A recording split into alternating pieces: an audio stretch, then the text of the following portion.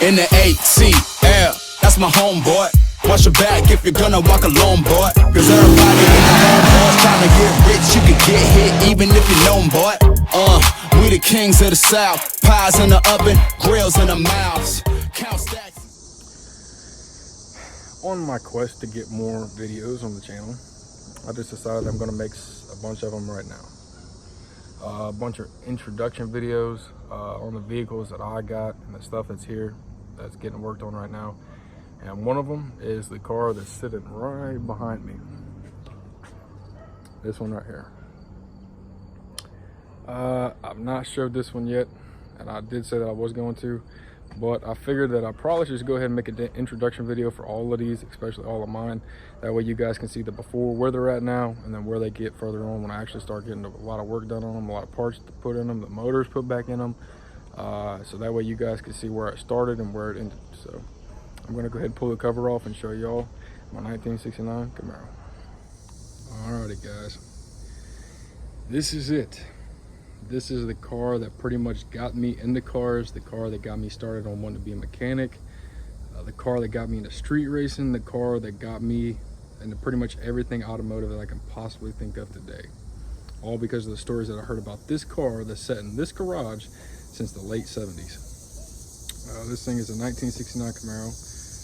My dad got it, I believe, when he was 18. I want to say in 1978, 1979. He got it and he wanted to do a restoration on it because he got it with a 396 in it, and he took that out and he put a 350 LT1 Corvette motor in it from back in the day. He traded the big block for the two motors that I got.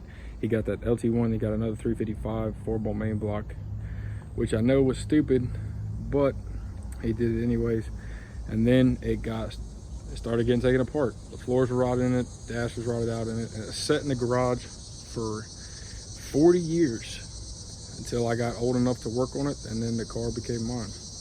He said, if I'm going to do something with it, here you go, try to get it running again. So that's what I did.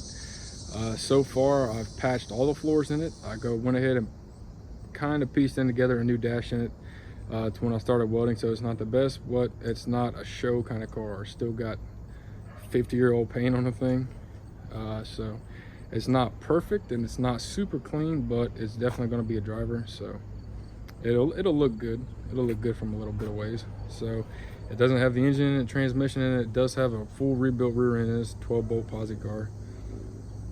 I got the engine almost done. Still waiting on a little bit of parts. I still got to pick out a cam for the thing, but I got a lot of other stuff to finish it. Transmission's rebuilt, but with the floors patched, I was able to put in most of the interior work in it. So it's got new carpet in it. The front driver's seat still got to get sent out to the upholstery shop, but I just cannot wait to get this thing on the road again.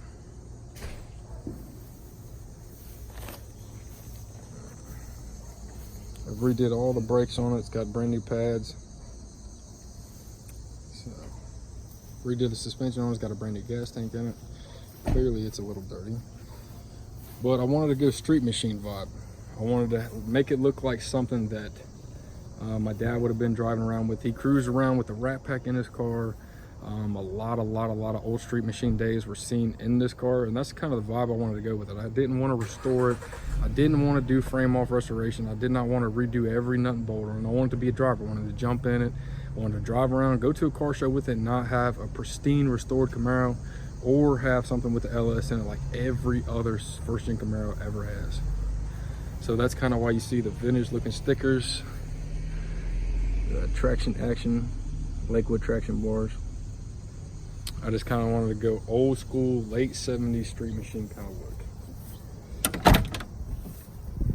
Oh, I got some truck parts in here I see, but got the new carpet in, got the console wired up, all the gauges wired up for it.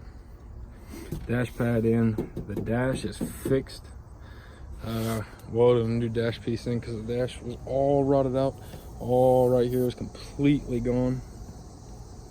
So, I mean, it's not perfect. You can still kind of see a little bit of waviness in it, but it's not rusted out, and the windshield's going to seal up, so it's good enough for a driver, because the car is definitely not perfect. It needs quarters, it needs fenders, it needs doors, so It's not perfect, but it's going to be a really good driver.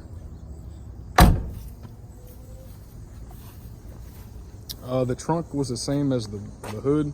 It was bare metal, so just sanded it down one day, painted it all up, because the rally stripes on this thing, when it got the paint job, it was originally a green car, and whoever got it painted, the guy that my dad got it off of got it painted, they painted on the rally stripes instead of it being decals.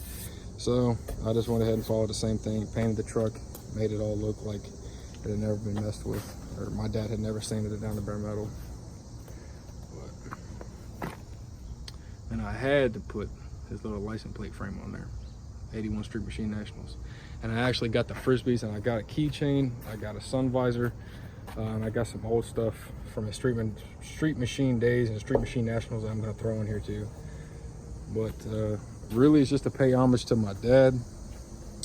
He's the one that pretty much got me into the whole hot rodding thing, the street racing thing. He told me stories about him street racing with his buddies and this car and his other cars, and that's what sparked my interest and got me into the whole thing. So hopefully by the end of next year, this thing will be cruising on the street with a wicked little small block in it, with the tunnel ram and gold velocity stacks and old Mickey Thompson fin valve covers and white headers and the whole 9 yards. So this is it.